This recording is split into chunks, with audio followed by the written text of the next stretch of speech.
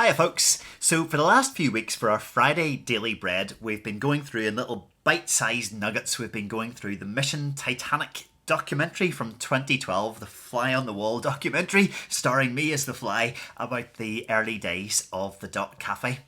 Now, last week you saw the grand opening of the cafe, the end result of that year of planning and praying and preparing and boat hunting and all the rest of it. What maybe didn't kind of come through in the documentary was just how last minute it all was.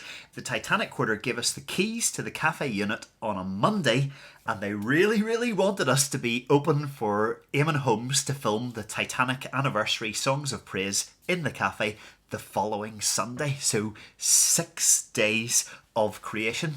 And you know, it struck me, there is another famous 6 days of creation. So with apologies to the book of Genesis, this is the 6 days of creation, doc style. In the beginning, the doc created a little piece of heaven on earth. The cafe was formless and empty, and darkness was over the face of the deep puddles. And the team said, we'd better paint the floor. And so they hoovered, and they swept, and they painted, and there was morning, and there was evening, and then the paint dried nicely overnight, the first day. And the team said, we'd better do some planning. And behold, there was coffee, and there were ideas, and there was much chat and laughter and excitement about this crazy idea of running an honesty box cafe. And there was a plan, and it was good, the second day. And the electricians and the plumbers did come into the cafe and work their wonders. The waters did flow, there was a sink and a tap, there were plugs and power, and the team did flick a switch and say, let there be light. And there was light, the third day. And the pictures and signs did come onto the cafe. The team did construct wooden display boards and did paint them with a coat of white paint, and then another, and then another, and still the flipping things weren't white enough.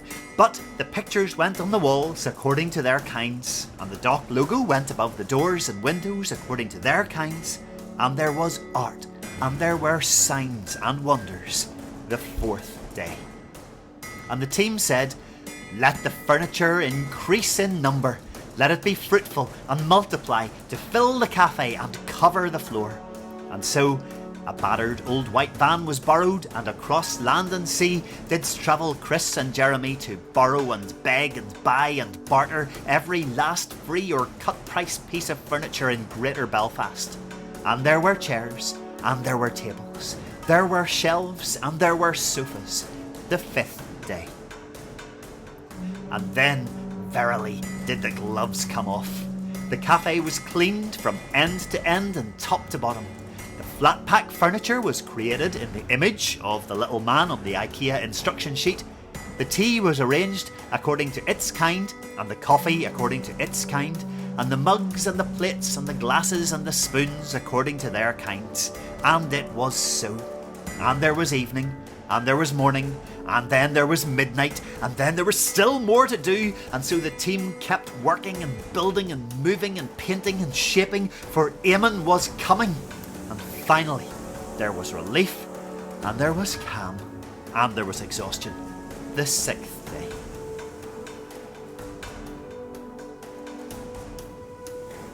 And so, on the seventh day, Eamonn Holmes walked in the cool of the cafe in the heat of the day. He saw all that had been made. He chatted to the people. He had a cup of tea.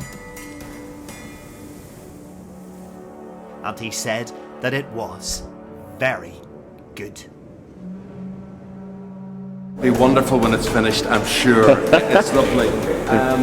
Yes, I was just walking past and I thought to myself, this looks very homely and very inviting in here with a lovely view. And after 2 cups of tea, goodness knows what you'll unburden yourself with. So it's a lovely place, a lovely environment, nice couches, nice people. Good work, Chris. And you did it all for Eamonn, is that right? We did it for